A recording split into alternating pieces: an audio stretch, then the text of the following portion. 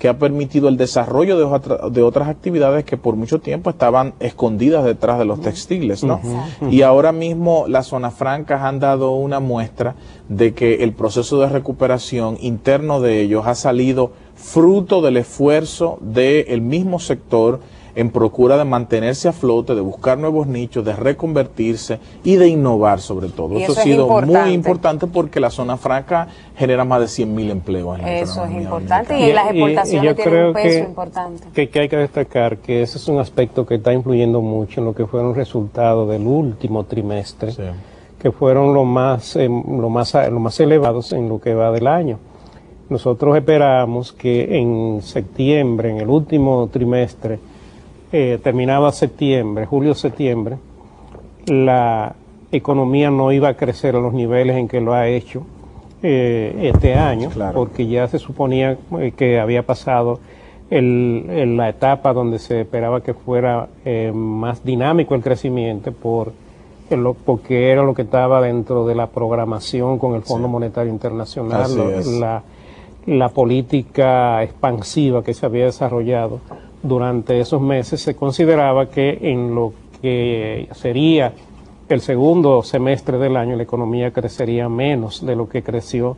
en el primero, pero hasta ahora lo que se ha visto es que en el último trimestre creció por encima de lo que había crecido en los primeros 6 meses del año. Y hay una perspectiva de cierre del año de un 7, en torno al 7%. Hay una perspectiva conservadora en torno a un 7%, pero el crecimiento del PIB. A título personal,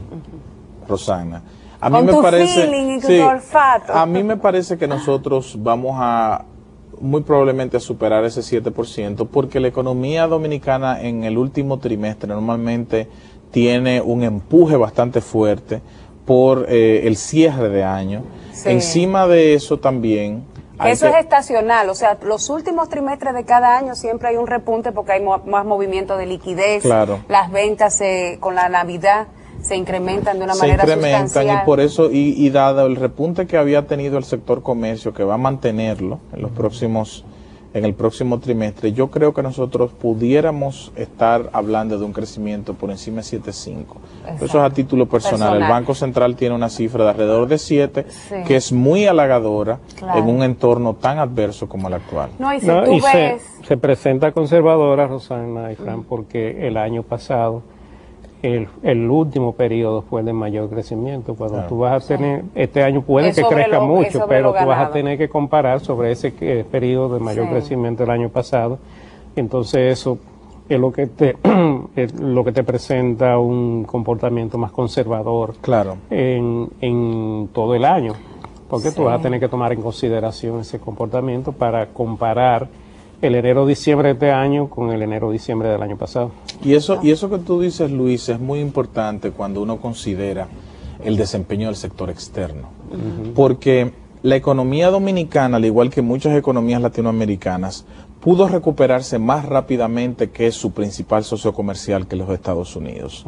Lo que quiere decir que el crecimiento en las economías latinoamericanas, sobre todo en las economías emergentes en general, está muy vinculado a un repunte de las importaciones. Las economías que no producen mucho los insumos que utilizan en su proceso productivo, sobre todo economías que dependen mucho del petróleo, como el caso de la economía dominicana. Que un tercio del incremento de las importaciones se obedece al petróleo. La factura petrolera tiene un peso bastante importante, sobre todo porque toda nuestra matriz energética depende de combustibles fósiles, entre los cuales el petróleo ocupa el 80%. Claro. Lo que quiere decir que una economía que en crecimiento va normalmente a experimentar un repunte de las importaciones, pero las exportaciones, que son la contracara de la balanza de pagos, en este caso no se ve, sobre todo en el caso de la cuenta corriente, se ve que las exportaciones han crecido, pero no al mismo ritmo que han crecido, y en términos de monto, las importaciones, por el hecho de que la demanda por nuestras exportaciones todavía languidece por la recuperación lenta de los Estados Unidos. Pero no obstante eso, el hecho de la afluencia de inversión extranjera por la vía no solamente de los aportes directos, eso ha sido extraordinario, sino también por la vía de préstamos privados que han tenido esas empresas, claro, el hecho de que el turismo siga creciendo de una manera como lo ha hecho, que lleva prácticamente un 3%, no obstante el entorno. el hecho de que por la confianza y la mejoría del riesgo país ingresen los capitales por el lado de la cuenta financiera, ha hecho que la balanza de pagos pueda sortear esta situación y que el uso de las reservas internacionales que se han tenido que utilizar y que estaban contempladas en el acuerdo con el fondo en el programa monetario como algo previsible, pues cierren todo el círculo de que es el crecimiento con la sostenibilidad del manejo de las cuentas externas. Claro, y eso que tú dices es muy importante, Rosagna, porque el fondo, dentro del acuerdo, para el periodo de evaluación que estamos hablando, que era marzo y junio, había contemplado que las reservas iban a disminuir por el hecho de que se entendía que en el entorno tan adverso había que darle una especie de colchón a cualquier banco central. Y una holgura entre el piso establecido y lo que se había acumulado. Y lo que hizo el Banco Central, como tú bien dices, fue utilizar esas reservas para poder, en este entorno en donde la demanda externa todavía no se ha recuperado, el Banco Central pudo cubrir ¿no? este déficit con reservas del Banco Central y todavía cumplir con mucha holgura con la meta establecida en el fondo. Lo que quiere decir que el Banco Central pudo manejarse de una manera bastante adecuada en un entorno muy adverso como el que todavía estamos, por el hecho de que ahora mismo se genera una especie de desacoplamiento por el rápido crecimiento de América Latina y el poco crecimiento de Estados Unidos, y por eso los balances externos tienden a sufrir por esta situación. Y es un aspecto que hay que destacar, que a estas alturas, con todo lo que ha sido la dinámica de la economía en el presente año, el gobernador del Banco Central pueda decir con toda seguridad que puede garantizar la estabilidad del tipo de cambio y la estabilidad de precio en sentido general, porque uno debería entender que como la economía dominicana es abierta y depende mucho de sus importaciones para sostener el crecimiento, esto debería provocar una cierta presión sobre la tasa de cambio por la demanda de divisa que implica, ya que como tú bien decías, el déficit de la cuenta corriente de la balanza de pagos siempre se da,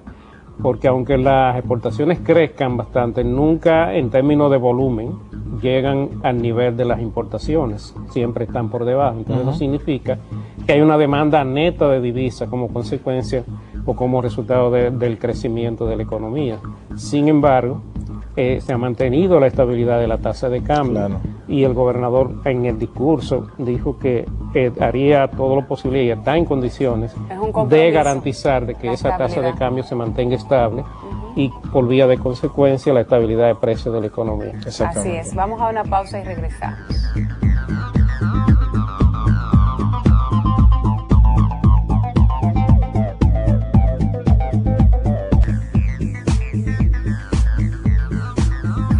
Bien amigos, continuamos con ustedes. Hoy día, como le anunciáramos al principio, estamos comentando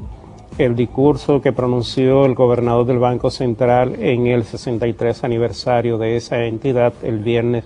de la semana pasada, donde dio a conocer los resultados preliminares de la economía durante los primeros 9 meses del presente año. Estamos haciendo los comentarios con Fran Fuentes, quien es asesor de la gobernación del Banco Central de la República Dominicana y quien es una de las personas que conoce mejor de los detalles de este discurso por sus funciones dentro del Banco Central y además por todo lo que él maneja como profesional de la economía. Ahora yo pienso, Fran, que deberíamos entrar hablar de lo que fue el rol de la política monetaria en ese desenvolvimiento de la economía en estos primeros 9 meses del año y en la medida de lo posible más adelante tal vez el tema de la deuda y estos temas que están siendo muy debatidos hoy día en la economía nacional. Bueno, Luis,